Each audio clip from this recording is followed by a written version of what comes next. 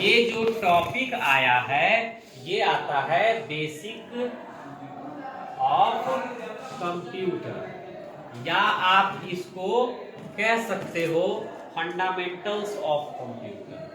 Fundamentals of computer, ये इससे topic बनती है। तो आप बताइए, बहुत सारे बच्चे पहले से ही जानते होंगे कि कंप्यूटर से हम क्या समझते हैं, कंप्यूटर है क्या। जैसे बाय द सपोज दैट हमें अपने बारे में बोलने के लिए बोला जाए, जैसे हम लोग क्या ह्यूमन बींग्स है ना, जिसका अपना एक आइडेंटिफिकेशन है, पहचान है। अब जब ह्यूमन बींग्स को क्लासिफाई करते हैं तो कितने वर्गों में विभाजित किया गया है? 3। कौन कौन सा? जैसे बताइए, ह्यूमन बींग्स को कितने वर्गों में विभाजित किया? क्या वर्ग है? आपको अगर खुद के बारे में बोलने के लिए कहा जाए तो हम क्या है, सबसे पहले मानव संपत्ति है या मानव प्राणी है कि नहीं है। दुनिया में कई तरह के जीव जंतु है, सबका अपना अपना एक आइडेंटिफिकेशन है। उसी तरह से हम लोगों का भी अपना एक आइडेंटिफिकेशन है।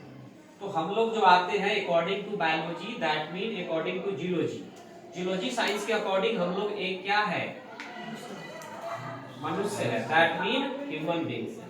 अब ह्यूमन बींग्स को क्लासिफाई करने के लिए कहा जाए तो वो कितने प्रकार के हैं? तो 2 प्रकार के, एक मेल है और दूसरा फीमेल है कि नहीं है। फिर अगर मेल फीमेल को वर्गीकृत करते हैं तो बहुत सारे एक क्या बनेगा, रिलेशनल स्ट्रक्चर तैयार होगा। समझ गए ना। ह्यूमन बींग्स से 2 डिवाइड होते हैं, जैसे हमने यहाँ लिखा ह्यूमन बींग या ह्यूमन, इसको डिवाइड करते हैं तो ये 2 भाग में है, एक क्या है, एक मेल है और दूसरा क्या है, फीमेल है। उसी तरह से मेल में भी क्या होंगे, मेल को भी आप डिवाइड कर सकते हैं। जैसे कि इसका एक स्टेज होता है कि नहीं होता है। अगर मेल भी पर्सन है तो सबसे पहले क्या आएगा, बेब आएगा। बेब मतलब शिशु, छोटा सा बच्चा। क्या करना चाह रहे थे?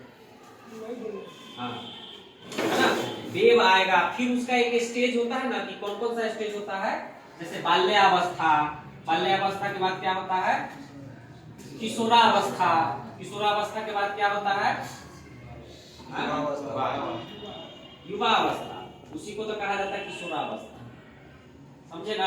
तो दैट मीन कहने का अर्थ हुआ कि रिलेशनल चार्ट बनाते हैं तो हमें उसके बारे में सारी चीज जानकारी होती है। जैसे रिलेशनल चार्ट आपको बनाने के लिए खुद के बारे में कहा जाए, जैसे हाल फिलहाल अभी देखते हुएगा ये सर्वे हो रहा है, तो वहां पर क्या होता है, वंशावली बनता है कि नहीं है। आपको रिलेशनल चार्ट बनाने के लिए कहा जाए कि आप अपने बारे में रिलेशनल चार्ट बनाइए, तो आपको जहां तक याद होगा वहां से शुरू कीजिएगा। मान लीजिए आपके परबाबा से आपको याद, उससे ऊपर आपको याद नहीं, तो उस स्थिति में आप इसको क्या करते हैं, रिलेशनल चार्ट को ड्राइंग करते हैं। आप अपने परबाबा के नाम लिखिएगा। अब आपके परबाबा